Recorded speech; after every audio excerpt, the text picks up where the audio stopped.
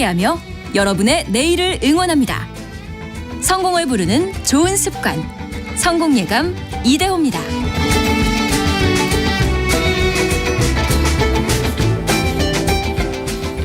성공예감 이대호입니다. 2부 시작합니다. 저희가 힌트 드리느라고 참 애를 먹었는데 소재 부품 장비. 오늘 경제상식 퀴즈 정답은 소재 부품 장비. 줄여서 소부장이라고 부르기도 하죠. 아까 그 소과장님 꼭 소부장으로 승진하시길 바라겠고요. 많은 분들이 답을 보내주셨는데요. 3092님도 소재 부품 장비 소부장 말씀을 해주셨고요. 그리고 9932님은 우리 강 부장님 하도 소심하셔서 우리끼리 소부장이라고 불러요라고. 우리끼리 소부장. 부장님한테 대놓고는 못 부르고 강 부장님을 소부장님이라고. 오늘 코스피 코스닥 시장 흐름이 좋네요. 코스피가 1%나 25포인트 오르고 있습니다. 2583포인트까지 가 있고요. 코스닥은 0.7% 오른 849에서 850을 왔다 갔다 하고 있습니다. 환율은 1320원. 1320원 가리키고 있습니다. 사실 성공예감 이대호입니다도 경제 프로그램이고 경제 프로그램 오랫동안 저도 출연을 해왔습니다만 사실 그냥 습관적으로 어려운 용어들을 그냥 있는 그대로만 계속해서 흘려서 말씀드리는 경우가 많아서 여러분에게 죄송스러울 때가 또 많습니다. 근데 항상 그럴 때마다 용어 하나하나 풀어드리기에는 또 시간이 한정적이기도 하고 그래서 오늘 특별히 마련을 했습니다. 경제 읽어주는 남자 김광석 교수를 통해서 진짜 용어들 하나하나 좀 쉽게 좀 풀어달라고 부탁을 올립니다. 한국경제산업연구원 김광석 경제연구실장입니다. 어서 오세요. 네, 안녕하세요. 반갑습니다. 실장님이 타이틀도 많으시고 책도 자주 쓰시고 예. 이번에는 경제 읽어주는 남자의 15분 경제특강. 네. 좀 쉬운 책입니까? 중학생이 읽을 수 있는 오호. 책입니다. 그런 거 좋아합니다. 실제 엄마가 예. 사주셔가지고 네. 중학생 자녀랑 같이 읽는 책. 네. 예. 목표가 그겁니다. 그러니까 어머니들이 좀 사주셔라라는 얘기죠. 그래서 세상에서 가장 쉬운 경제 입문서. 네. 예. 오늘 또 쉽게 좀 부탁을 드리려고. 네, 부담되지만 해보겠습니다. 네, 네. 얼마 전에 그 유튜브 구독자 10만 명 넘었다고 네. 노래 부르시는 영상도 봤는데 이 얘기를 제가 왜 꺼내냐면 사실 이코노미스트, 네. 경제학자들은 딱딱하거든요. 맞아요. 어렵게 말하고 예. 뭔가 좀 알아듣지 못하게 하면 더 있어 보이고. 네. 근데 우리 김광석 실장님은 좀 다르죠. 예. 이 경제 언어가 있거든요. 네. 경제 언어 예를 들어서 의학 언어가 있잖아요. 의학 용어. 예. 경제 용어가 있고 경제 언어가 있어요. 네. 근데 일상 용어랑 많이 다르기 때문에 너무 다르죠. 분명 한글로 신문이 쓰여져 있는데 그걸 열심히 읽고 두 번 읽어도 이게 무슨 말인지 못 알아들을 수 있거든요. 그렇죠. 그런 이유는 아마 그 경제 용어가 익숙치 않을 것 같아서 그런 것 같은데 그래서 저 같은 경우는 그 경제 용어를 가급적이면 일상 용어로 좀 바꾸어서 설명드리려고 노력하는 편이죠. 예. 그래서 그럴 것 같습니다. 사실 그러려면 조금 시간이 더 걸리긴 합니다. 맞아요. 우선은 이 질문부터 드려볼까요? 경제는 이것이다라고 한마디로 정의를 좀 내려주실 수 있을까요? 너무 좋은 질문이셨는데 네. 제가 왜 이 말씀 드리냐면 예. 제가 수년 동안 이 대중 여러분들하고 소통하다가 경제는 주식이다. 예. 경제는 부동산이다. 네. 이렇게 생각하시는 분들이 사실 정말 많아요. 정말 많습니다. 네. 근데 주식은 경제의 극히 일부고 예. 부동산도 경제의 극히 일부인데 네. 그게 이제 경제라고 이제 오해하시는 분들이 상당히 많이 계셔서 네. 그래서 경제의 정의를 좀 잡는 게 좀 중요한 것 같은데 일단 경제는요 그냥 사실 GDP입니다. 우리가 경제 전망 하잖아요. 네. 경제 전망한다는 것은 경제 성장률이 몇일까를 전망하는 거거든요. 네. 경제 성장률은 다른 말로 GDP가 얼마나 증가할까예요. 국내 총생산이. 그렇죠. 어허. 그러니까 결국은 경제는 GDP다라고 보시는 게 조금 쉽지 않을까. 경제는 결국 총생산의 합이 어느 정도일까 그게 경제 규모고 네. 그 경제 규모가 얼마나 커질까를 전망하는 게 경제 전망인 거죠. 네. 그 과정에서 특정 산업은 이 전체 GDP의 증가하는 경제 규모가 증가하는 속도보다 빠를 거고 특정 산업은 GDP가 증가하는 속도보다 오히려 느릴 수 있어요. 그러니까 특정산 어떤 산업이 그 경제 성장률을 상회할까? 이런 것을 좀 관전 포인트로 보시면서 주식 투자를 하거나 하는 것이죠. 그런 관점에서 이제 경제 정의를 이렇게 잡는 것도 좀 중요하다고 생각됩니다. GDP라는 것이 이제 국내 총생산, 그러니까 국내 경제 활동의 총합이라고 생각하면 될 것 같은데 네. 교과서에서 많이 나오고 뭐 네. GNP, GDP 여러 가지 나오지 않았습니까? 근데 네. 일단은 국내 총생산 GDP 이게 예. 어떻게 구성되는지, 네. 어떻게 계산이 되는지 네. 그 밑바탕을 좀 알려주세요. 그걸 좀 말씀을 드릴 수 있는데 네. 이제 사실은 이 방송이 쉽게 가기 위해 노력하는데 일부러 어려운 질문을 먼저 드리고 네. 다음 이야기를 안 듣게 만드는 질문이 될까봐 제가 일부러 회피해 갔어요. 네. 왜냐하면 GDP는 뭐 소비 더하기 정부 지출 더하기 순수출 더하기 투자다 이렇게 얘기하면 네. 그것도 어려워요. 안 보시거든요. 예. 그러니까 이제 그 질문은 차라리 넘어가는 게 어떨까. 이것만 설명해도 한 1시간은 걸리는 건데. 그렇죠. 예. 그게 이제 경제를 바로 하는 것입니다. 그럼 말씀을 드릴게요. 네. 경제는 곧 GDP다. 왜 그렇게 말씀드리냐면 네. 경제 성장률은 곧 GDP의 증가율이니까 그럼 GDP는 어떻게 구성되는가? 라는 걸 보는 건데 네. 그 GDP는 먼저 첫 번째가 소비의 소비. 여러분들의 소비 지출이 얼마나 증가하나. 우리가 돈 쓰는 거. 그렇죠. 두 번째가 기업의 소비라고 좀 생각해 보면 좋겠는데 네. 투자입니다. 기업의 투자. 네. 기업이 예를 들어서 생산 설비를 늘린다든가 노트북을 10대 더 산다든가 자동차를 구매한다든가 이것은 추가적인 생산을 위한 거예요. 그게 투자죠. 네. 그리고 정부 지출이 있죠. 지금 미국에서는 정부 지출 예산을 삭감하냐 마냐 이걸 가지고 한참 논의하고 있잖아요. 네. 그 정부 지출도 얼마나 늘어나는가 이게 GDP에 기여를 하겠죠. 네. 마지막으로 순수출입니다.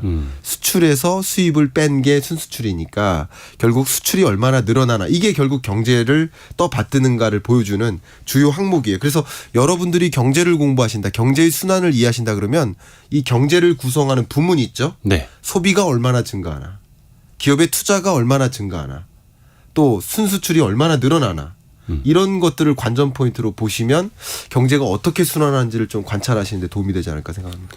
우리 어릴 적에 교과서 보면 네. 가계, 기업, 정부, 네. 경제 세 축 네. 있는데 사실 민간 소비가 가계고 네. 기업 투자가 기업이고 정부 지출이 정부고 네. 그 3대 축이 어떻게 돌아가서 총합을 만들어내는가. 네. 거기에다가 수출 수입까지. 네. 이렇게 생각을 하면 조금 쉬울까요? 그렇게 해도 좀 도움이 될 것 같고요. 네네네. 제가 이제 경제 3대 주체를 말씀드릴 때 네. 자주 표현하는 것이 이렇습니다. 내가 왜 경제를 공부해야 되지? 이런 질문을 하시는 분께 네. 꼭 설명드리고 싶어서 내가 왜 경제를 공부해야 되는가? 이 질문에 대해서 제가 항상 뭐라고 말씀드리냐면 네.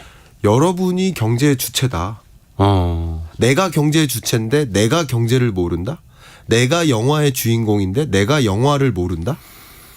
이상한 거죠. 영화 속에 내가 빠진 주인공이 빠진 그 영화는 있을 수가 없잖아요. 그렇죠. 네, 그런 관점에서 경제의 3대 주체가 가계, 기업, 정부고 여러분은 가계일 것이고 무조건 네. 적어도 가계이거나 기업의 구성원이거나 정부의 구성원이죠. 그렇죠. 경제를 구성하는 3대 주체이기 때문에 여러분들은 경제가 어떻게 운영되는지를 좀 알아가시는 것이 필요하지 않을까라고 이제 경제 공부의 필요성을 강조할 때 꼭 말씀드립니다. 성공예감 이대호입니다. 청취자 여러분들이 그렇게 중요한 겁니다, 여러분. 영화 이야기를 해주셨는데 네. 영화 주인공, 감독, 스태프, 뭐 투자사, 배급사 다 중요한데 네, 관객이 없으면 안 되듯이 네, 우리가 또 관객 역할을 할 수 있는 거고. 그렇습니다. 그런데 최근에 들려오는 소식들 보면 경제 성장률이 뭐 1%대로 낮아졌다. 네. 거기에서도 1.6, 1.5, 1.4 혹은 1.0이 안 될 수도 있다. 네. 이런 소식들까지 들려요. 네네. 이게 1%대 성장이라는 게 얼마나 안 좋은 건지 심각한 건지랑 네. 이렇게 장기 저성장 국면으로 가면 무엇이 안 좋은 건지 왜 안 좋은 건지도 좀 설명 부탁드립니다. 너무 중요한 말씀 주셨습니다. 네. 그 이야기를 좀 드리도록 하겠습니다. 우리나라 경제가 네. 이 GDP 통계를 추계한 이래로 네. 4번의 경제 위기가 있었어요. 예. 하나는 우리 1980년이죠. 80년. 예, 5.1 쇼크에 오일 따른 쇼크. 충격. 이때 역성장했습니다. 예. 마이너스 1.7%. 예. 지금까지 말씀드렸던 그 GDP 통계가 오히려 줄은 거예요. 이게 주는 일은 굉장히 드문 겁니다. 근데 GDP 통계가 줄었어요. 네. 그리고 그 두 번째가 IMF 외환위기 때 네. 1997년 IMF 외환위기 왔죠. 네. 8년에 마이너스 성장했습니다. 이때 우리 경제 가장 큰 폭의 추락을 했어요. 네. 마이너스 5.1%. 그다음 2008년 금융위기 왔죠. 네. 그때는 우리 경제가 그래도 마이너스 성장하진 않았습니다. 0.8% 성장했습니다. 네, 가까스로. 예. 그래도 경제 위기라고 우리는 구분을 하죠. 마지막으로 팬데믹 경제 위기 왔죠. 이때 우리 팬데믹 경제 위기 때 우리 경제가 마이너스 0.7%또 역시 역성장했습니다. 자, 근데 제가 말씀드린 게 뭐냐면 23년 성장률이 네. 한국은행은 지난주에 1.4%로 전망했습니다. 예. 저는 사실 23년 2월에 1.4%로 전망치를 제시했거든요. 저도 전망치를 제시하니까. 네. 기획재정부는 1.6으로 전망하고 지난 12월에 네. KDI는 1.5로 전망합니다. IMF도 1.5로 전망했습니다. 한국 경제를. 네. 자, 그러면 1.4든 1.5든 1.6이든 다 이 구간 안에 있는데 네. 이 모든 숫자 뭐가 맞든 상관없이 예. 이 23년 경제 성장률은 이 네 번의 경제 위기를 제외하면 가장 낮아요. 그러니까 이런 것을 우리는 경기 침체라고 하는 거예요. 저는 모든 걸 그냥 팩트로만 말씀드리는 겁니다. 네 번의 성장률을 제외하면 경제 위기 네 번을 제외하면 23년이 가장 낮아요. 그러니까 오일 쇼크, 예. IMF 외환위기, 글로벌 금융위기, 코로나19 팬데믹. 예. 사실 이것만 보면 어마어마한 사건이었는데 네. 그걸 빼면 2023년 성장률 수준이 제일 낮다. 네. 안 좋다. 네. 그게 팩트고요. 확 와닿네요. 그래서 제가 경제 위기라고 제가 계속 그 강조하는 표현이 네. 경제 위기와 경기 침체는 다르다. 전혀 다른 성격이다. 네. 경제 위기는 V자로 움푹 패이는 겁니다. 역성장. 그리고 다시 제자리로 돌아가요. 네. 근데 이 경기 침체는 L자로 점점점 꺼져 들어가는 거죠. 21년, 22년, 23년. 그러니까 L자형 경기 침체 국면에 놓여 있고 그리고 제가 뭐 작년부터 우리 계속 말씀드렸지만 사실 이 23년 성장률 이 의미 자체가 경험해 보지 못한 경기 침체다라는 네. 표현을 써왔던 게 네. 그래서 그렇습니다. 왜냐하면 경제 위기는 아닌데 예. 경제 위기를 빼놓고 경기 침체 중에 경기 침체가 몇 번 있었을 거 아닙니까? 네. 그 경기 침체 국면끼리 비교해 보면 그 레벨 자체가 가장 강한 거죠. 근데 이제 복기를 해보면 네. 오일 쇼크, IMF 위기, 외환 위기, 뭐 글로벌 금융 위기, 팬데믹 다 그 이후에는 네. 작게나마 V자 반등을 해서 빠르게 튀어 올라왔어요. 맞아요. 회복을 빠르게 했죠. 네. 근데 L자형이라고 하는 건 옆으로 누워버리는 거잖아요. 그렇죠. 그러면 예. V자 반등을 할 때랑 물론 과거형입니다만 네. 지금이랑 예. 어떤 게 더 안 좋은 걸까요? 그러니까요. 그러니까 우리 여러분들 입장에서 예. 경제 주체 입장에서는 예. 차라리 경제 위기 오는 게 낫지 않느냐 이런 표현을 하세요. 빠르게 떨어지고 빠르게 반등하고. 그렇죠. 예. 예를 들면 여러분은 어떻게 체감하실지 모르겠지만 네. 2020년 가까운 근래 경제에 네. 극심한 경제 위기가 왔었습니다. 맞죠? 예. 예. 그랬다 21년에 펜트업 디맨드 일어나고 보복적 소비 일어나고 예. 상당히 21년에 드라마틱한 회복세가 전개된다라고 체감하셨었어요. 네. 심지어 그때는 여러분의 체감 경기는 저마다 다를 텐데 공장을 운영하시는 분은 그 공장 경기가 체감 경기고 네. 주식 투자에 좀 많이 올인하시는 분은 주가가 여러분의 체감 경기고 그죠? 네. 부동산 시장에 올인하시는 분은 부동산 시장이 여러분의 체감 경기인 거예요. 네. 근데 체감 경기와 또 경기는 다른 거죠. 그런데 체감 경기라는 면에서도 20년, 21년 급격한 침체 이후에 경제 위기 이후에 주가도 반등하고 집값도 상승하고 그런 것들이 체감 경기 면에서도 뚜렷한 회복세다라고 느꼈어요. 네. 근데 23년, 24년은 그런 체감 경기가 안 옵니다. 그러니까 그렇기 때문에 L자로 눕는 경기이기 때문에 차라리 위기 오고 빨리 제자리로 돌아가는 게 낫지 않느냐라는 말씀을 하시는 분들이 계신데 그런 부분도 좀 어느 정도는 동감하는 바입니다. 3404님이 네. 이게 쉬운 설명인가요? 오히려 어려운 듯한데. 사실 경제는 예. 쉽게 하기엔 좀 한계가 있는 게 사실입니다. 예. 일단 최선을 다해보죠. 왜냐하면 용어 자체가 너무 어려워서 예. 아니면 요거는 거의 한 몇 시간짜리 강의를 듣거나 그렇죠. 네. 경제 원론부터 예. 해야 되는데 네.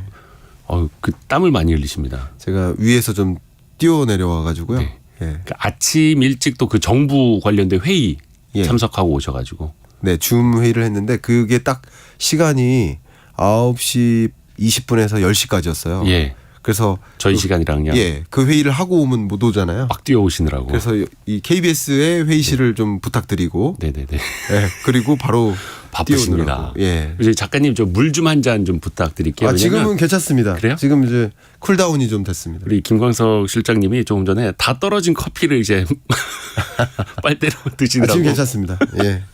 아, 네. 아무튼 금리 이야기해 봅시다. 금리. 네. 사실 이것도 어려운 지점이기는 한데 네. 지금 기준금리가 우리나라 한국은행 기준으로 3.5%까지 올라가 있죠. 네. 이청용 총재가 지금 시장은 좀 있으면 내리지 않겠어라고 기대를 하는데 예. 금리 인상이 끝났다고 생각하지 마라라는 뉘앙스로 또 이야기를 했습니다. 네. 그러면 일단 기준금리는 보통 무엇을 바탕으로 보고 네. 무엇을 타겟팅 삼아서 네. 조정을 하게 되는지 좀 알려주세요. 아, 예. 그러면 제가 이렇게 또 가장 쉬운 답변법으로 한번 말씀드려 보겠습니다. 네, 네, 이제 네. 본격적으로. 우리 기업의 목적이 뭡니까? 다 아시는 이윤 창출. 이윤 극대화, 그죠? 네, 네. 가정의 목적은 뭘까요? 가정의 목적은 아마도 행복을 극대화하는 예, 거 아닐까요? 예. 목적대로 안 될진 몰라도 예. 목적은 행복을 극대화하기 위한 걸 거예요. 네. 학교의 목적은 아마도 인재 양성의 극대화. 네. 이게 목적이어야 될 겁니다. 예. 저마다 기관은 목적이 있듯이 한국은행, 중앙은행은 목적이 있습니다. 근데 우리나라 중앙은행, 한국은행은 당연히 국책은행이기 때문에 네. 법에 의해 존재합니다. 네. 그 법이 한국은행 법이고요. 네. 그러면 1조 1항에 명시되어 있겠죠. 한국은행의 설립 취지. 네. 그 첫 번째 목적이 바로 물가 안정입니다. 물가 안정. 네. 굳이 좀 과감하게 얘기를 한다면 한국은행을 바꿔 얘기하면 물가 안정 기구, 물가 잡으라고 만든 기구, 그렇게 생각하셔도 크게 다르지 않습니다. 물가를 안정적으로 유지할 수 있게끔. 그렇습니다. 그러면 물가 안정의 정의가 애매하잖아요. 숫자가 없으니까. 네. 물가 안정이라는 것은 적정 물가라는 것을 정해야겠죠. 그 적정 물가가 뭐냐면 한국은행은 2%로 규정하고 있어요. 네. 근데 2%가 늘상 2%냐? 아니에요. 시대마다 다릅니다. 네. 원래 신흥국들 가면 고성장이고 고물가이고 네. 고금리예요. 그런데 뭐 신흥국이 아닌 선진국으로 가면 갈수록 저성장이고 저물가이고 저금리예요. 네. 이미 성장할 대로 성장했으니까. 그렇습니다. 우리나라도 과거에 목표 물가가 2%가 아니라 3, 4%였을 때가 있습니다. 빠르게 성장했던 시절. 그렇죠. 예. 근데 지금은 어쨌든 2%라는 목표 물가, 이게 관역인 거예요. 네. 그럼 2%라는 목표 물가에 맞춰야 되는데 네. 자, 그럼 물가를 목표하는 대로 맞추기 위해서 물가가 2%를 상회하면 네. 물가가 예를 들어 3%, 4%다. 그럼 물가를 끌어내려야죠. 반대로 물가가 너무 낮아요. 네. 그리고 낮아서 0%를 밑돌아요. 예를 들어. 그럼 네. 디플레이션이라고 보는데 어쨌든 물가가 2%가 채 안 된다. 목표 물가를 부합하지 않게 낮은 물가다. 그러면 역시 물가를 끌어올리기 위해 노력하는 겁니다. 적정 수준까지는 그래도 성장을 해야 되니까. 그렇죠. 물건 가격도 좀 높아져야지 장사하시는 분들도 작년보다 몇 푼이라도 더 버니까. 그렇습니다. 예. 그래서 그 물가를 2%라는 관역에 맞추기 위해 노력하는 것. 그게 어떻게 보면 통화정책 방향이라고 볼 수 있고 물론 좀 간명하게 해석했지만 그 외에도 다른 목표들이 있습니다. 네. 경기 안정이라든가 금융 안정. 그러니까 그런 것들이 담보가 됐다라는 전제하에서는 물가 안정을 위해 노력하는 겁니다. 근데 22년, 23년 우리나라 물가 상승률이 정점이 6.3%고요. 지금 네. 나름 3.7%까지 떨어졌습니다만 물가 상승률이. 그렇죠. 여전히 2%라는 목표 물가를 상회하는 높은 물가가 유지되고 있기 때문에 금리 인상이 충분히 추가적으로 가능하다라는 그 가능성을 열어두는 것이라고 해석해 볼 수 있겠죠. 그러면 물가 수준과 빗대어서 보면 지금 기준금리 3.5%도 결코 높은 수준은 아니고 낮다고 볼 수도 없고 이청용 총재의 말 맞다나 금리 인상이 끝난 것도 아니고 네. 가장 지금 애매모호한 지점 아닙니까? 굉장히 애매모호합니다. 예. 자, 한국은행 금통위 통화정책 방향 결정회의 위원들이 가장 고심이 깊은 구간이라고 생각할 수 있어요. 예. 왜냐하면 첫 번째 미국과 한국과 미국의 기준금리 격차가 역사상 최대치예요. 1.75% 포인트. 그렇습니다. 그러면 이 정도면 굉장히 위협스럽다. 추가적으로 벌어지면 어떡하지? 네. 이게 지금까지는 문제가 없었지만 2%포인트 정도가 된다면 6월 15일 날 그러면 심리적으로 발동을 해서 달러로 매수하는 그 투자자들의 매수세가 강해지고 그때 더 추가적인 강달러가 올 수 있고 자금 유출이 일어날 수 있어요. 네. 대대적인 자금 유출이 일어나면 우리나라 경제 좀 흔들릴 수 있죠. 그게 한 가지 우려됩니다. 첫 번째. 그러면 그 대외적으로만 본다면 미국 금리를 생각하면 추가적인 인상이 필요하다고 느낄 수 있어요. 그런데 대내적인 상황을 놓고 보니 물가도 안 잡혔으니 금리를 인상해야 될 것 같다는 생각이 있지만 네. 금리를 추가적으로 인상하자니 걱정되는 게 뭐냐면 바로 국내 경기입니다. 경기가 너무 안 좋아서. 특히 미분양 주택 같은 거. 물론 지금 미분양 주택 건수가 조금씩 완만하게 줄어들고 있어요. 네. 오늘 또 발표가 되겠지만 제가 보기에는 미분양 주택 건수도 조금 더 해소될 거라고 보고 있습니다.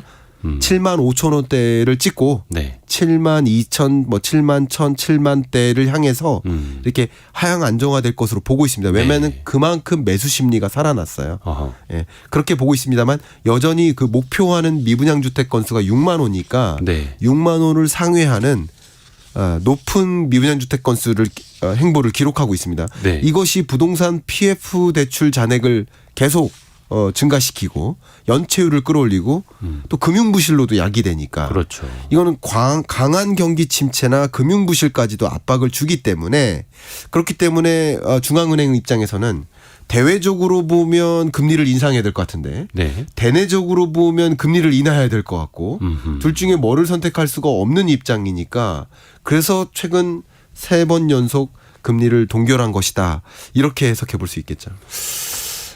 그러게요. 그러니까 근데 제1의 목표는 물가 안정인데 네. 또 국내 경기도 부양하는데 신경은 또 써야겠고 그래서 마냥 올리자니 우리 국민들이 많이 지금 체감하라는 것처럼 너무 힘들죠. 네. 금리도 힘들고 네. 그 양쪽 날개를 다 또 신경을 써야 되는 게 중앙은행의 역할이고요. 가계부채 이야기도 좀 해봐야 될 것 같습니다. 네. 우리나라가 항상 가계부채는 경제에 가장 부담이 되는 요인으로 꼽히기는 하는데 네. 아까 우리가 GDP 하나 배웠습니다. 국내 총생산하고 비교해 보면은 네. 가계부채가 국내 총생산보다 더 많은 나라. 네. 거의 주요국 가운데 우리나라가 유일하죠. 네, 맞습니다. 가계부채 심각하다고 볼 수 있고요. 네. 다만 한번 생각을 해보면 모든 위기는 예. 부채에서 나와요. 개별 가구라고 생각해 볼까요? 네. 혹은 개별 기업이라고 생각해 볼까요? 가계, 기업, 정부. 개별 가계도 마찬가지 위기까지 온다는 것은 부채를 감당하지 못할 때 와요. 터져버리는 거죠. 그렇죠. 생각해 보세요. 못 갚으니까. 그냥 부채가 없는데 위기 오진 않아요. 그냥 내 돈만 있으면 버티면 그렇죠. 되니까. 가난해질 뿐이지 예. 부채가 없다면 가난해질 뿐이지 이게 위기가 오진 않아요. 그러니까 뭐든지 이 경제 위기는 부채를 동반합니다. 예를 들면 IMF 외환 위기는 대외 부채가 문제였던 거예요. 네. 다른 나라한테 빌렸던 돈을 못 갚으면서 위기가 온 거고요. 금융위기도 마찬가지죠. 예. 금융기관의 부실로 네. 부채 문제인 거죠. 네. 결국 지금 국가 부도 상황 가지고 굉장히 불확실성이 고조됐었는데 지난 한 2주 정도. 네. 그것도 역시 정부가 부채 상한을 올리지 않으면 네. 정부가 디폴트 상황에 놓이는 거예요. 미국 정부. 미국 정부가. 네. 그러니까 그런 상황 모든 위기는 결국 부채를 동반한다. 근데 이 부채 규모가 GDP 대비 높고 더 중요한 것은 부채의 증가 속도가 GDP 경제의 증가 속도보다 더 빨라요. 네. 그러니까 이렇게 되면 영영 부채를 끌어다 쓸 수 없으니 언젠가는 그 부채를 상환하지 못하는 쉽게 말하면 가계별로 생각해 보면 소득의 증가 속도보다 개별 가구의 가계부채 증가 속도가 더 빠르다 그러면 이거는 도저히 갚지 못할 부채가 생길 수 있다는 것을 추정케 하죠. 그렇죠. 버는 속도보다 빌리는 속도가 더 많아지면 그렇습니다. 빨라지면은 안 되죠. 네, 그런 상황에 놓여 있기 때문에 가계부채 대책 같은 거 종합대책 같은 것들도 더 적극적으로 마련해야 될 시점이라고 생각을 하고 있습니다. 근데 우리나라가 가계부채가 정말로 기록적으로 전 세계적으로도 제일 높은 거는 맞는데 네. 어느 정도까지는 그래도 좀 진정이 돼야 네. 가계부채가 위험하지 않은 수준이다. 라고 선을 그을 수 있는 수준이 있을까요, 딱히? 이게 가계부채라는 것이 예. 항상 부채 그 자체가 잘못된 건 아니거든요. 한번 생각해 보세요. 부채가 많은 가구가 보통 어떤 가구일까요? 보통은 돈을. 고자산가 고소득 가구가 부채 규모가 커요. 일반적으로 본인의 자산이 많으니까 빌린 것도 맞아요. 거기에 비례해서 많아지니. 맞아요. 네. 실제 이제 가구를 소득 분위별로 1분위부터 5분위로 쪼갤 수 있습니다. 네. 그러니까 5분위는 고소득층, 1분위는 저소득층. 근데 5분위 고소득층의 1인당 1가구당 가계부채 규모가 1억이 넘어요. 1억 네. 5천 정도 평균이 됩니다. 네네네. 근데 저소득층 하위 20% 저소득 가구의 가계부채 규모는 3천만 원 정도 됩니다. 그러니까 절대적으로 액이 달라요. 네네. 근데 부채의 질이 다르죠. 네. 다시 한번 말씀드리면 고소득층의 경우에는 부채의 의미가 사업을 위해서 혹은 투자를 위해서 부동산 투자를 위해서 네. 짊어진 부채다. 저소득층은 생계형 대출이에요. 그렇죠. 생활비가 부족해서 소득이 쪼그라들어서. 그러니까 결국은 이제 부채의 특성이 다른데 결과적으로는 이 부채 규모가 계속 늘어나는 그 경향성은 주택담보대출 때문이라고 볼 수 있겠고요. 네. 그렇기 때문에 왜냐하면 절대적인 그 비중이 60%가량이 주택담보대출이기 때문에 그리고 전월세 담보대출 있죠. 보증금 대출. 네. 이게 한 15% 정도 되기 때문에 전체 가계부채의 약 80%가량이 부동산 관련 대출입니다. 그러니까 결국 부동산 가격이 경착륙하면 위험할 수 있다. 쉽게 말하면 그 집을 정리해도 그 부채를 다 갚지 못할 수 있다 하는 위기가 올 수 있잖아요. 그런 지점이 자산 가격이 경착륙할 때예요. 근데 지금은 다시 연착륙으로 전환됐거든요. 네. 집값 등락, 아파트 매매 가격 등락률이 마이너스 0.48% 저점을 찍었었고 네. 지금은 마이너스 0.12%까지 연착륙화되고 있어요. 그러니까 부동산이 이제 쿵 하고 떨어지는 게 아니라 좀 뭔가 서서히 이제 안정이 돼가기 시작했다. 예. 아마도 보수 정부에서는 이 등락률이 완만하게 플러스이기를 바랄 것 같고요. 네. 예를 들어서 마이너스 0.12가 아니라 플러스 0.12. 근데 진보 정부는 마이너스 0.12.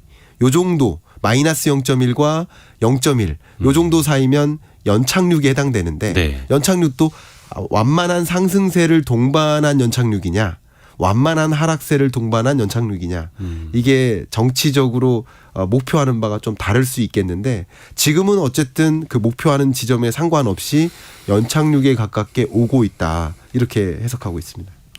근데 이제 가계부채를 우리가 좀 관리를 해야 된다. 그래서 네. 정부도 가계부채 관리 방안 뭐 이런 이야기 많이 쓰지 않습니까? 네. 줄이기는 쉽지가 않죠. 왜냐하면 가계부채를 줄인다라는 게 이른바 네. 어려운 용어로는 디레버리징이라고 하는데 이걸 갚아나가면은 기존의 어떤 뭐 자산 가치에도 문제가 생길 거고 지금 우리가 부동산 시장에서 볼 수 있듯이 주담대 증가율 막 관리하라고 해서 은행들 대출을 깐깐하게 만들어 버리면 자산 시장에 영향을 줄 수밖에 없잖아요. 그렇죠. 그래서 또 돌고 돌아서 예. 경제 전반적으로 더 어려워지고 네. 가계부채를 줄이는 것도 사실은 거의 불가능에 가까운 일일까요? 참 잘 생각해 보시면 이게 이른바 풍선 효과인데요. 예. 가계부채를 그 규제하기 위해서 규제를 통해서 가계부채 규모를 줄이려고 들면 네. 가계 입장에서 가계부채 부채가 필요한 가구가 부채 규제를 가동한다고 해서 부채를 안 짊어질까? 상식적으로 그렇진 않거든요. 그러니까 부채 규제를 통해서 부채를 조정하려고 들면 네. 오히려 더 악화됩니다. 무슨 말이냐? 1금융권에서 부채 규제를 단행한다. 네. 그럼 1금융권에서 대출을 못하면 2금융권으로 가는 거거든요. 풍선 효과. 그럼 부채의 질이 더 나빠지는 거예요. 그러니까 부채 규모가 줄어들기는 상당히 어렵습니다. 그래서 부채의 규모를 조정하기보다는 저는 이제 뭐 이렇게 정부 자문회의 갈 때 가계부채 관련해서 정책 제안을 할 때는 부채의 규모를 조정하려 하지 말라. 질을 조정하라. 어허. 왜냐하면 부채의 규모를 조정하다 보면 오히려 더 큰 문제가 생길 수 있다. 제2금융권 사채 그렇습니다. 시장으로 내몰리게 되고. 그러면 특히나 부채 규모를 조정하기 위해서 규제를 단행하면 특히 5분위 고소득층의 경우에는 규제 대상이 안 될 경우가 많아요. 네. 근데 1분위의 경우에는 대상이 될 가능성이 높습니다. 상대적으로 이 1군이 이걸 고위험군이라고 하는데 네. 신용도가 낮고 소득 수준이 낮거나 네. 혹은 이 다중채무자라고 합니다. 세 가지 이상의 채무를 짊어지고 있고 뭐 신용등급이 낮거나 네. 뭐 이런 계층은 고위험군으로 분류를 하는데 이 고위험 계층의 경우에는 규제를 단행하면 단행할수록 다른 금융권으로 가는 것이지 부채 규모를 줄일 수는 없는 입장인 거예요. 생계비 자체가 부족해서 부채를 짊어지고 있는 입장이기 때문에 그러니까 그런 것을 생각해 본다면 질을 관리해야 될 일이지 규모를 줄이려는 노력은 좀 적절치 않다고 저는 의견을 계속 제시하고 있는 중입니다. 부채 규모보다 부채의 질을 중점적으로 관리를 해야 된다. 그리고 아까 그 부동산 가격, 네. 부동산 시장 흐름 이야기 잠깐 해 주셨는데 네. 그래도 경착륙보다는 연착륙으로 완만하게 떨어지기 시작했다. 네. 근데 이제 부동산 시장의 침체와 상승을 이야기할 때 네. 무엇을 기준으로 우리가 이야기할 수 있을까요? 너무 좋은 질문 주셨어요. 그냥 계속 오르고 있으면 상승장, 뭐 떨어지고 있으면 하락장, 침체장 이렇게 봐야 되는 건지. 네. 그거는 당연히 맞죠. 네. 예. 이게 저는 이제 보통 매매 가격 등락률 이게 경제 연구하는 사람들은 등락률 가지고 뭐든지 표현해요. 네. 보세요. 물가를 얘기하는 게 아니라 물가 상승률을 얘기해요. 그렇죠. 경제 GDP를 가지고 얘기하는 적은 거의 없어요. 1.4%, 1.5% 이거는 GDP가 얼마나 증가했나를 보여주죠. 네. 마찬가지 주택 가격도 주택 가격이 얼마다로 얘기하는 게 아니라 주택 가격 등락률로 얘기를 해요. 그래서 제가 이 책에다가는 뭐라고 표현했냐면 등락률이 0 이상이면 여전히 상승하는 거죠. 네. 그리고 0 미치면 계속 하락하는 겁니다. 근데 여러분들이 이제 오해하시는 경우가 있어서 그걸 디테일하게 설명드렸는데 네. 이 등락률이 0 이상인데 플러스인데 그게 예를 들어서 뭐 1% 상승률을 기록하다가 0.1%로 떨어지는 구간이 있겠죠. 네. 그럼 이게 마치 가격이 떨어지는 거라고 해석할 수 있어요. 네. 그렇지 않다는 거죠. 아하. 가격은 여전히 오르는 거죠. 네네네. 그러니까 등락률이 0 이상에서 떨어지면 여전히 상승하는 건데 상승세가 줄어든다.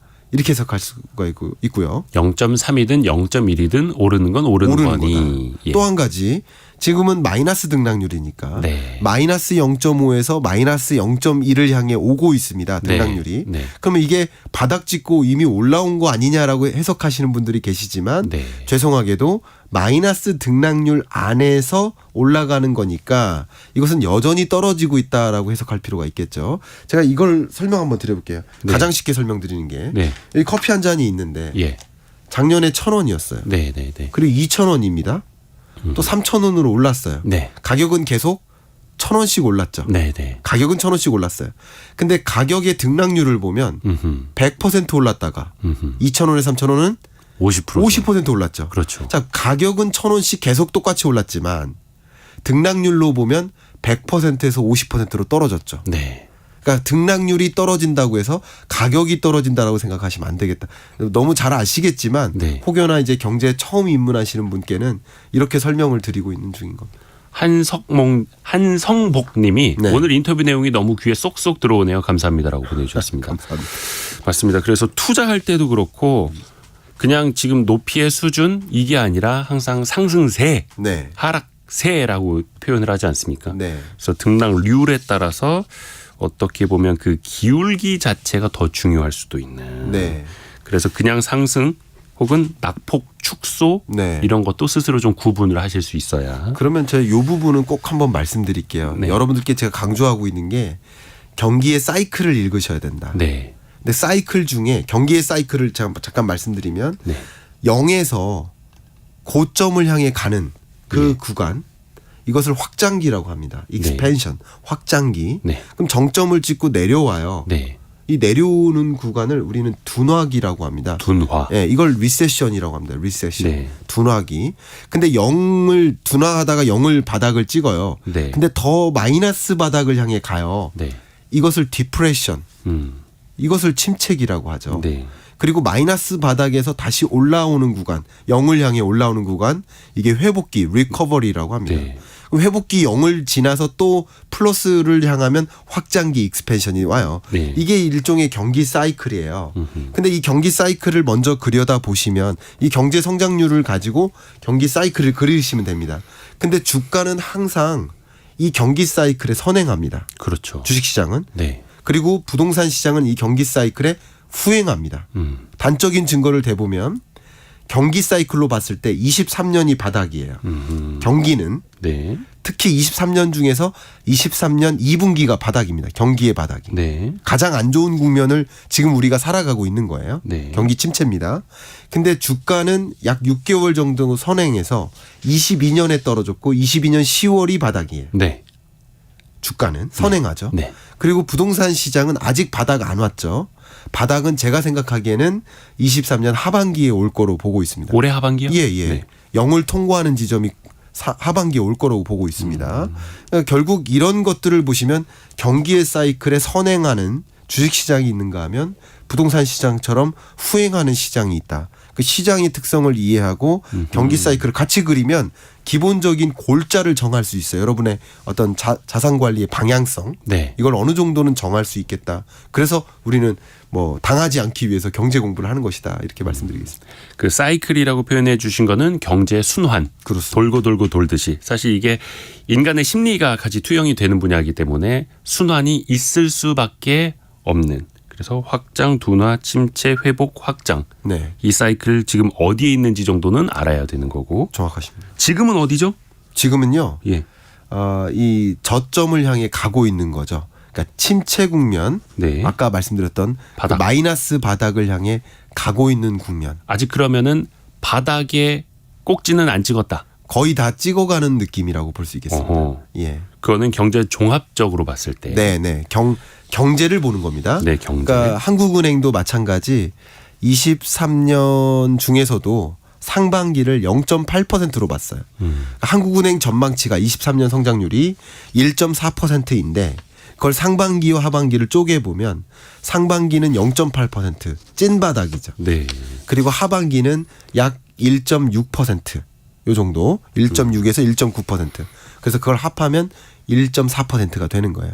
그래서 상저하고의 흐름을 가진다라고 얘기하고 있지만 사실 해석을 해보면 상극저 하저저 둘 다 전데 네. 그중에서도 찐바닥은 상반기다. 이렇게 해석해 볼 수 있겠죠. 좋습니다. 그리고 앞에서 말씀해 주신 게 부동산은 좀 후행하지만 주가는 선행한다. 네. 최소한 6개월에서 1년 정도는 선행을 하지 않습니까? 그렇습니다.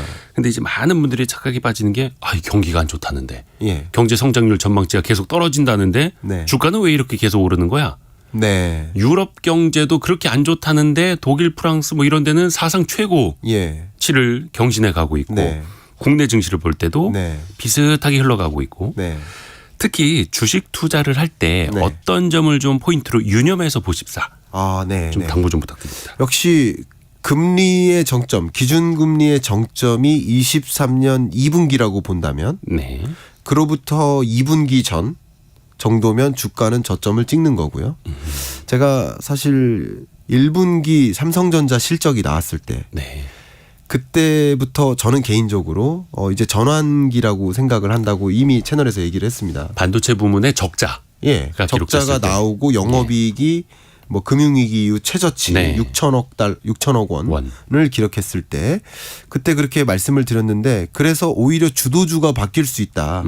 2차 전지가 주도주였었잖아요. 네. 근데 반도체가 주도주가 될 수 있다.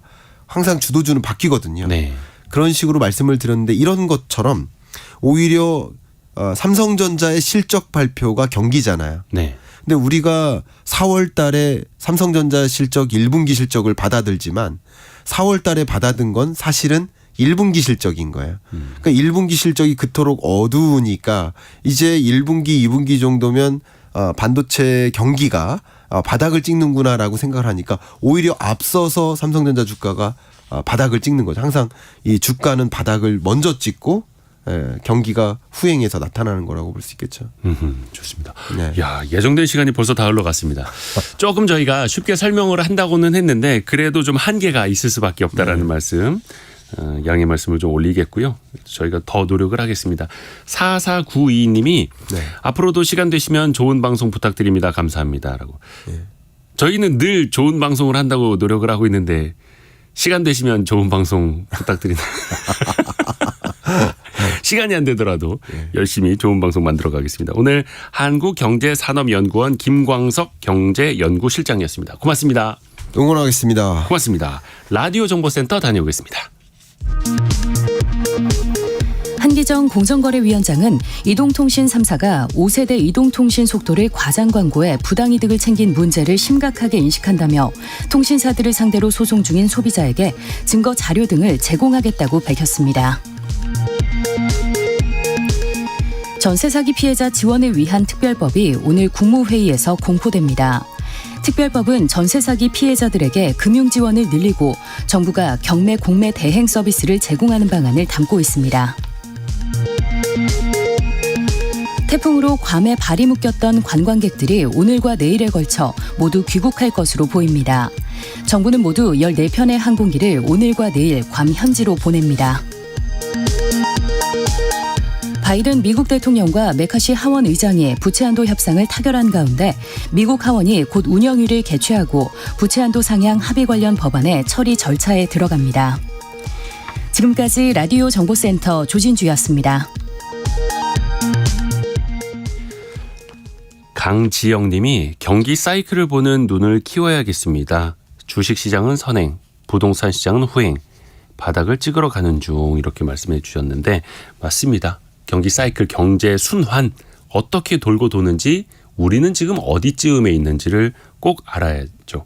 특히 그게 제가 말씀드린 것처럼 점을 찍듯이 지금이 어떤 순간인지는 사실 그걸 알 수는 없죠. 누구나. 근데 다만 선으로 그어서 어디쯤에 있다라고 생각을 하고 소비든 투자든 행할 수 있는 게 그게 지혜로운 판단 그리고 대응인 것 같습니다. 얼마 전에 저희가 성공예감 별책 부록 때 앙드레 코스톨라니 책 편에서도 우리가 이야기를 했던 것처럼 그런 것도 많이 좀 참고해 주시면 더 좋을 것 같습니다. 애프터 서비스 시간입니다. 유혜진 리포터 어서 오세요. 안녕하세요. 안녕하세요. 첫 번째 질문은요. 네, 어제 퀴즈 정답이 대체 공휴일을 유급휴일로 인정받는 근로기준법상의 기준 바로 5인 이상의 사업장이었는데요. 네. 이와 관련된 여러 가지 질문과 의견들 청취자 여러분이 보내주셨습니다. 먼저 김현정님, 5인 미만 사업장에 적용되는 근로기준법에는 뭐가 있나요? 하고 질문 주셨습니다. 대체 공휴일이 이제 적용되지 않는 곳이어서 네. 5인 미만 사업장에 좀 아쉬움이 있었는데 뭐 현재도 마찬가지고요. 다만 근로기준법을 안 지켜도 되는 건 아닙니다. 네. 대표적으로 근로계약서를 써야 하고요. 네. 임금 명세서도 줘야 하고요. 네. 최저임금 당연히 지켜야죠. 네. 주휴수당도 줘야 하고 고용보험, 산재보험도 가입을 해야 네. 됩니다. 또 퇴직급여를 주는 것, 출산휴가, 네. 육아휴가를 시행하는 것, 그리고 만약에 해고를 하더라도 30일 전에 네. 예고를 해야 되는 것. 또 4시간 이상 일하면 30분, 8시간 이상 일하면 1시간 정도의 네. 휴게 시간을 줘야 하는 것. 이거는 3명이 일하든 5명이 일하든 네. 500명이 일하든 똑같이 적용이 됩니다.